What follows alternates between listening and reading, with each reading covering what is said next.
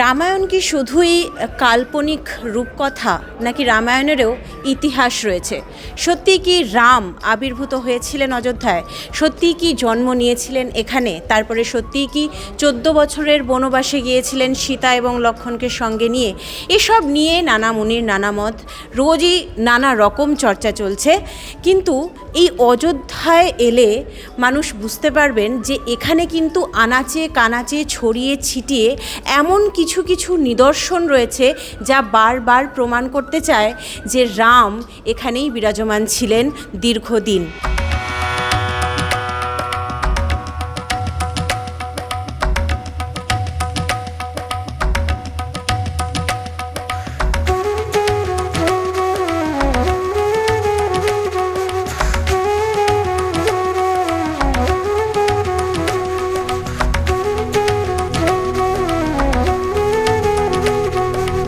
অযোধ্যা নগরী শ্রীরামচন্দ্রের জন্মভূমি। এই অযোধ্যা ভূমেই 3 ভাইয়ের সঙ্গে বড় হয়ে উঠেছিলেন রাম। তারপর জনক রাজার কন্যা সীতার সঙ্গে বিবাহ, সৎ মা কৈকেয়ীর প্রতিজ্ঞা পূরণে 14 বছরের জন্য বনবাস, রাবণের সীতাহরণ এবং অবশেষে রাবণ বধ করে রামের অযোধ্যায় ফেরা। স্কুল পাঠ্যে রামায়ণের উল্লেখ নেই। তবে কি রামায়ণের চরিত্ররা শুধুই কাল্পনিক? ইতিহাসের সঙ্গে কি এর কোনো যোগ নেই? সেই উত্তরের খোঁজ শুরু হয়েছে। দেশ বিদেশে চলছে নানা গবেষণা। তবে অযোধ্যার অলিগলি, পাঁচিল, উঠোন, গাছপালা সবেতেই যেন লেগে আছে রামের ছোঁয়া, যা বারবার প্রমাণ করতে চায় রামের অস্তিত্ব।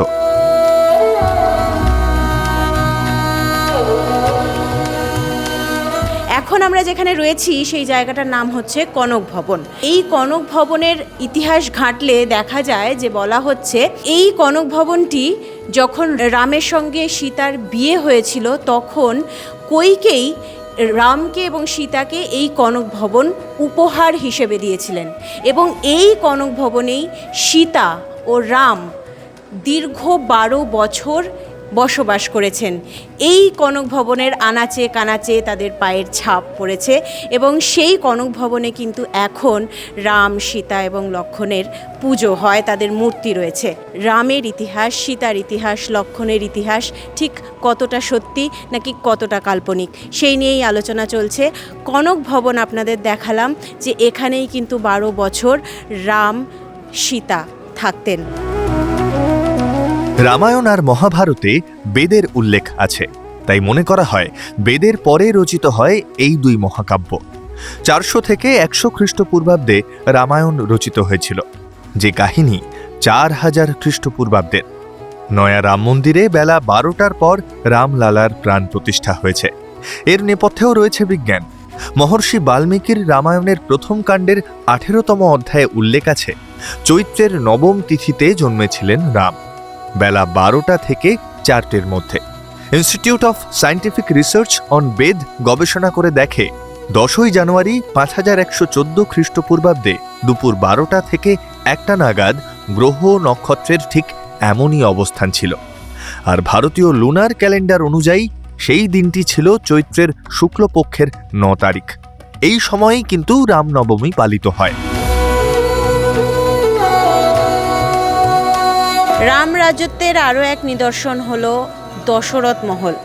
মনে করা হয় এখানেই রাজা দশরথ ছিলেন তার 3 স্ত্রী কৌশল্যা, কৈকেয়ী এবং সুমিত্রাকে নিয়ে, এবং এখানেই তারপর ধীরে ধীরে যজ্ঞ হয়েছিল এবং জন্ম নিয়েছিল তার 4 সন্তান। তারপরে অনেক ঘটনা রামায়ণের আমরা জানি। বারবার বলা হয় যেন রামায়ণ শুধুই কাল্পনিক কিছু চরিত্র দিয়ে তৈরি করা একটি মহাকাব্য নয়, এর সঙ্গে জড়িয়ে রয়েছে ভারতের ইতিহাসও। সত্যি কি রাম, সীতা, দশরথ এই সবই কাল্পনিক চরিত্র, নাকি এর নেপথ্যে ইতিহাসও লুকিয়ে আছে?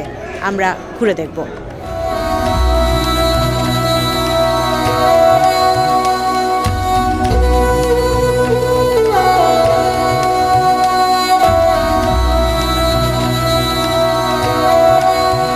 दिग्विजय होकर के यहाँ दशरथ राजा ने अपना कोठी महल बनाया और उन्हीं के संतान नहीं होते हुए संतों लोगों के आशीर्वाद से पुत्रेष्टि यज्ञ करवा करके राम जी को प्राकट्य की है।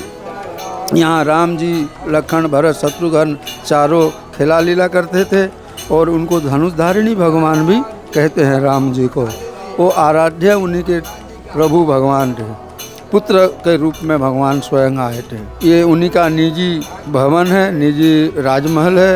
उसी के बाद संतों के समर्पित कर दिए, तो यहाँ पे जो बिंदु संप्रदाय के जो आचार्य पीठ बन गया और यहाँ ऋषि परंपरा से साधु संतों यहाँ भजन कीर्तन पूजा पाठ कर रहे हैं।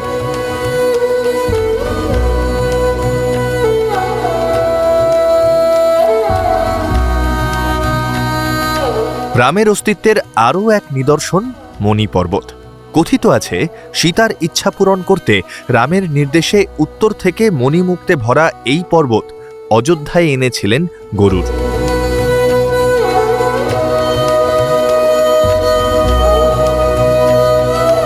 এরপর এখানে ধীরে ধীরে মন্দির গড়ে তোলা হয়।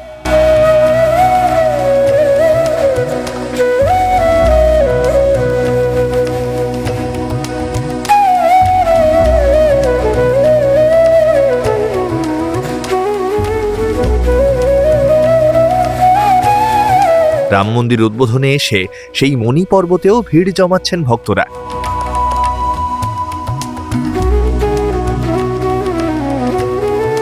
আমরা জানি যে 14 বছরের জন্য কিন্তু রাম বনবাসে গেছিলেন, তার সঙ্গে ছিলেন স্ত্রী সীতা এবং ভাই লক্ষ্মণ। কিন্তু ঠিক 14 বছরের জন্যই কেন বনবাস হয়েছিল রামের? কেন 5 বছরের জন্য কিংবা 20 বছরের জন্য নয়? এরকম প্রশ্ন আমাদের মনে আসতেই পারে। বাল্মীকির রামায়ণে কিন্তু উল্লেখ করা আছে যে ত্রেতা যুগে ওই সময় কিন্তু এরকমই ব্যাপার ছিল যে 14 বছর যদি কোনো সন্তান তার পরিবারের থেকে দূরে থাকে, সেই ক্ষেত্রে কিন্তু সেই সন্তান তার পরিবারের যে সম্পত্তি আছে বা পূর্বপুরুষের যে সম্পত্তি আছে সেই সম্পত্তির ভাগ আর পায় না। সেখানেও কিন্তু কোথাও গিয়ে একটা যুক্তি রয়েছে এই 14 বছরের বনবাসের। হনুমানগড়ি মন্দিরের সঙ্গেও জুড়ে রামায়ণ। শ্রীরাম অযোধ্যা থেকে বিদায় নেওয়ার সময় হনুমানকেই অযোধ্যা দেখভালের দায়িত্ব দিয়েছিলেন। তাই আজও রাম দর্শনের আগে হনুমান দর্শন করেন ভক্তরা।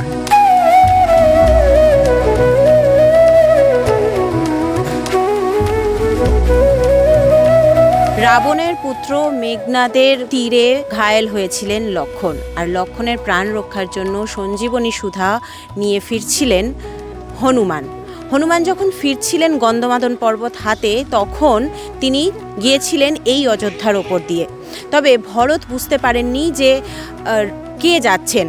তিনি ভেবেছিলেন হয়তো রামের কোনো শত্রু এগিয়ে যাচ্ছেন রামের দিকে, আর সেইটা ভেবেই লক্ষ্মণ হনুমানকে তাক করে একটি তীর ছুঁড়েছিলেন, যাতে হনুমান পড়ে গিয়েছিলেন। পরে যখন ভরত জানতে পারেন যে না, ইনি হনুমান, তখন তিনি হনুমানের কাছে ক্ষমা চেয়েছিলেন। সেই নিদর্শনও কিন্তু রয়েছে এই অযোধ্যার ভরতকুণ্ডে। এরকম নানা নিদর্শন ছড়িয়ে ছিটিয়ে রয়েছে।